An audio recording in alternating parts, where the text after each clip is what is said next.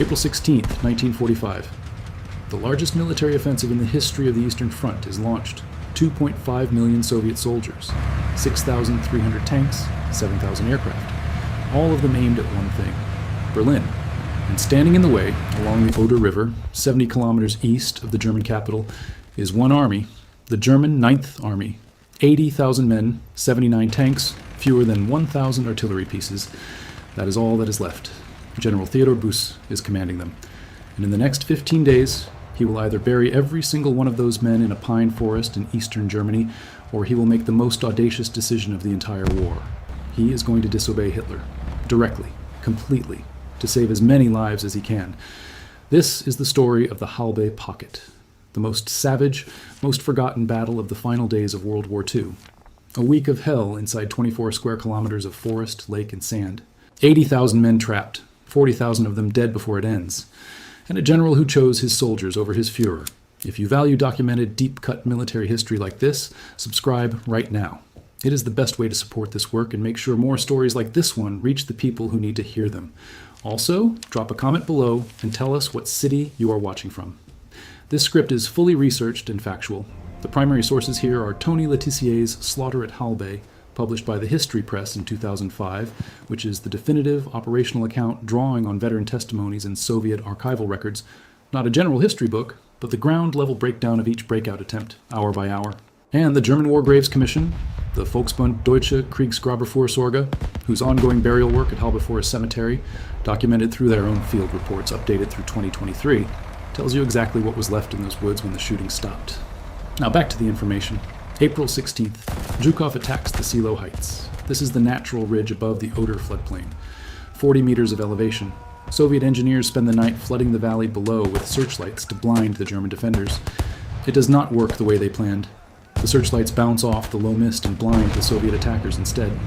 The first wave takes catastrophic losses. Zhukov sends more. He sends wave after wave after wave. The Ninth Army holds the Silo Heights for 4 days. 4 days.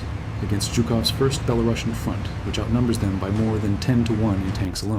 By April 19th, after losing 45,000 men killed in 4 days, the Soviets finally break through. The Ninth Army is shattered, but still intact as a unit. It pulls back, west, toward Berlin, and that is when the trap closes. Marshal Ivan Konev's first Ukrainian front had swept south of Frankfurt in the Oder. It came up from the south, wide and fast. By April 22nd, the two Soviet fronts, Zhukov from the northeast and Konev from the south, have met behind the Ninth Army. The Ninth is no longer retreating. It is encircled, surrounded, cut off from Berlin, cut off from supply, cut off from air. The Soviets sent aircraft on April 25th and 26th to drop supplies to the trapped army. The planes took off. They flew over the pocket. They could not find the drop point. No contact could be established with the encircled force.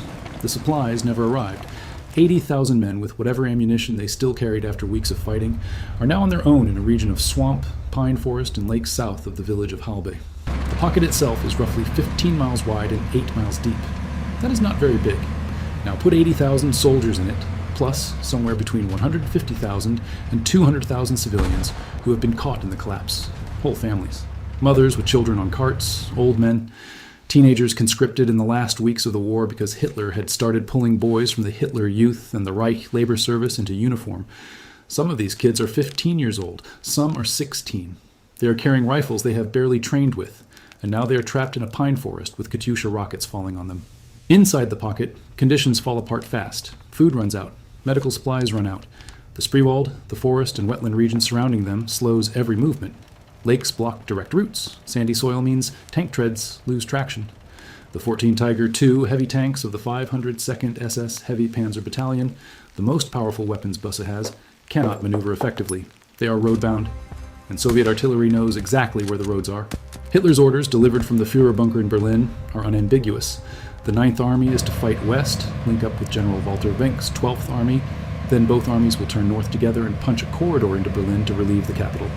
That is the plan. That is the official plan. And every general with any battlefield awareness at this point knows it is fantasy. Busse knows it. Wenck knows it.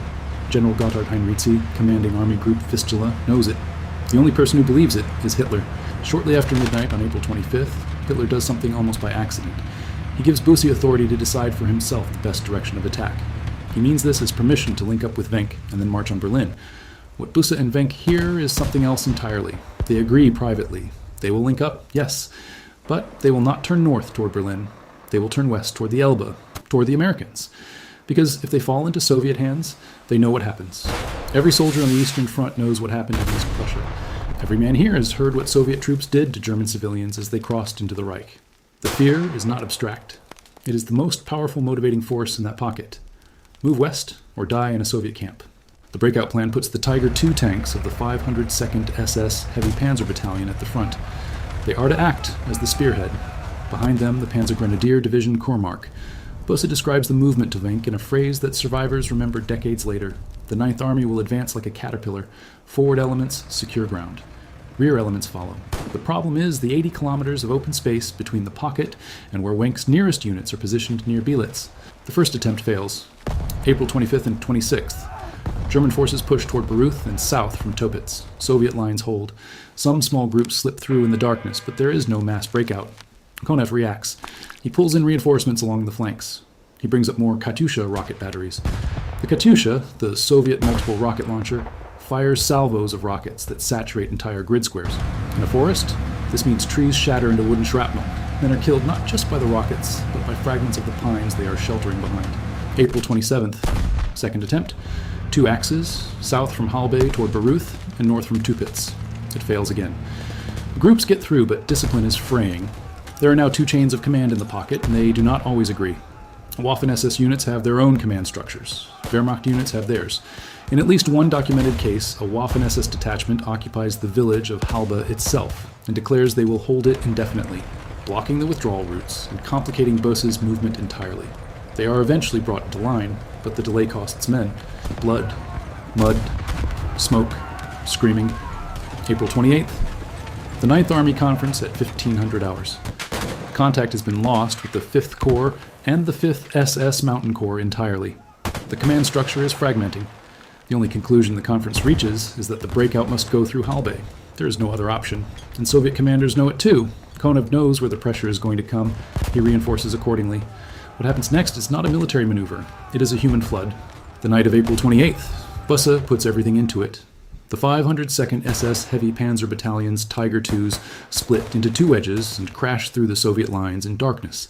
They hit the 50th Guards Rifle Division. They punch through. A bloody corridor, maybe a kilometer wide, opens in the Soviet line. For a few hours it exists. Men pour through it. The sound of the Katyushas coming back onto the flanks is audible from inside the corridor itself. Soviet commanders call in every available reinforcement to close the gap. The corridor is not a road. It is a killing zone with an opening at one end. Men are running, pushing, fighting past each other. Discipline dissolves. The rear guard at Storkow is still fighting to buy time for the people in front of them. The vanguard is 80 kilometers away trying to reach Wenck at Bielitz. Civilians are in the middle of all of it. There is no separation between soldiers and refugees. A column of military vehicles, horse carts, women carrying children, and burning tanks all moving on the same road at the same time while rockets land on them. The elevated railway embankment near Halbe becomes one of the worst single killing grounds of the entire battle. Soviet infantry entrenches along its full length and pours fire down into everything moving below. Burned out tanks and bodies pile up along the roadbed. There are children in these columns who have not eaten in 2 days. There are wounded men being dragged on makeshift stretchers through the sand between the pines. There are SS officers shooting German soldiers on the spot for trying to discard their uniforms and blend into the civilian crowd. The SS field police are still enforcing discipline in a pocket where the army is being destroyed around them. They hang men from trees with signs around their necks that say "coward" in German. In the middle of a massacre, they are still executing their own people for not fighting hard enough in a battle that was already lost before it started. Nobody knows the exact civilian death toll.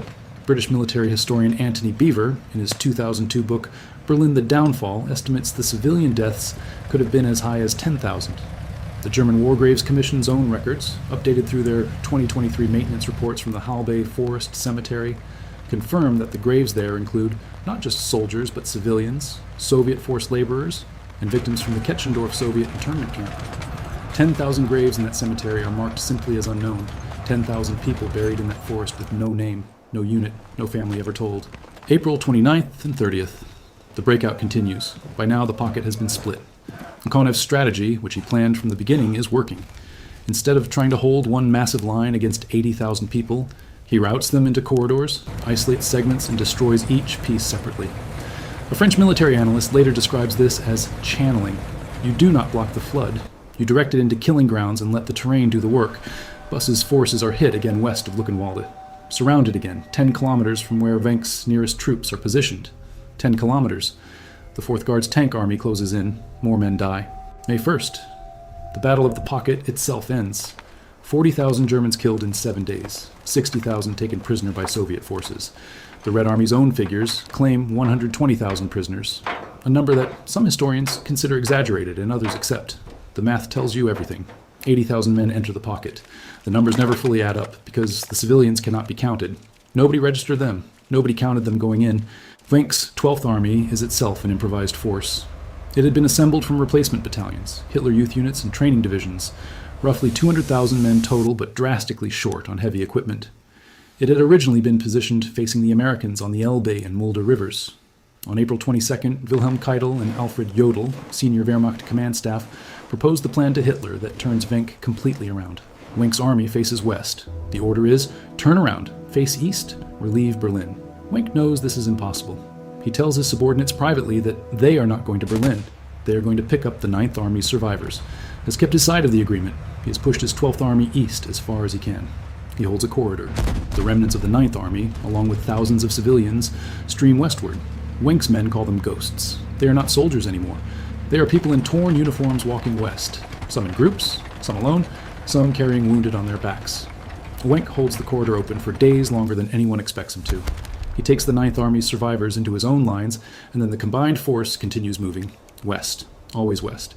May 4th through May 7th, 1945. The Elbe River, the bridge at Tangermunde. It had been a real bridge once, built in 1933, 833 meters long, a steel arch crossing that the retreating German forces blew up on April 12th to slow the advancing Americans. What is left is a ruin, a partial arch, chunks of roadway hanging over the water. And between May 4th and May 7th, as many as 100,000 German soldiers and civilians cross that destroyed bridge on foot. They climb along the wreckage. They pass each other in single file above the Elbe River. On the west bank, soldiers of the United States 102nd Infantry Division are waiting. American soldiers, they are the ones who accept the surrender. The men come across and put down their weapons, and for the first time in years, they are not going to be shot. Soviet forces reach the eastern bridgehead and stop the crossing. The door closes. The ones who made it, made it. The ones still east of the Elbe when the door closes do not. Theodor Buss lives. He becomes a prisoner of war between 1945 and 1948. When he is released, he travels 800 kilometers on a bicycle as a civilian, posing as a traveling salesman, to find his family in Bavaria. He later becomes West Germany's Director of Civil Defense. He dies on October 21st, 1986. He is asked in interviews after the war why he took command of a doomed army at the end of the war. He says he was moved by the sight of his countrymen walking west through the snow, pursued by an enemy coming from the east. He says he wanted to protect them. Historians debate whether he succeeded or failed in the execution of the Breakout. Tony Le Tissier, in Slaughter at Halbe, published in 2005 by the History Press, argues Busse lost command and control by placing his headquarters immediately behind the spearhead, reducing his authority to the tactical level and contributing to the failure of the first 2 breakout attempts. Other analysts credit him with saving 25 to 30,000 lives through the sheer decision to ignore Berlin's orders. Anthony Beever's verdict, From Berlin, The Downfall, published by Viking Penguin in 2002, is cold and precise. He writes that the most astonishing part of the story is not the numbers who died or were forced to surrender, but the 25,000 soldiers and several thousand civilians who succeeded in getting through 3 lines of Soviet troops. 3 lines of Soviet troops, with 79 tanks, and whatever ammunition they had left after 3 weeks of fighting. Today, the Halbe Forest Cemetery, the Waldfriedhof Halbe, sits in a 7-hectare woodland near the village. It was established in 1951 by a local Protestant pastor named Ernst Teichmann, who spent years gathering the bodies from gardens, shell craters, and forest floors across the entire area of the pocket, doing it against the resistance of local authorities under Soviet occupation. The German War Graves Commission took over maintenance in 2002. In 2020, and again in 2022, they conducted major reburials after new remains were discovered in the surrounding forests. Both times, roughly 80 bodies were interred. The remains are still being found. 24,000 people are buried there now, making it the largest Second World War cemetery in Germany. 10,000 of those graves say only unknown. Shrapnel still surfaces in the topsoil every spring.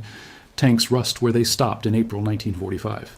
And in 2022, during one of those reburial operations, workers found pieces of personal equipment and military identification tags together in a shell crater east of the village, allowing 3 soldiers to be named for the first time in 77 years. 3 men out of 10,000.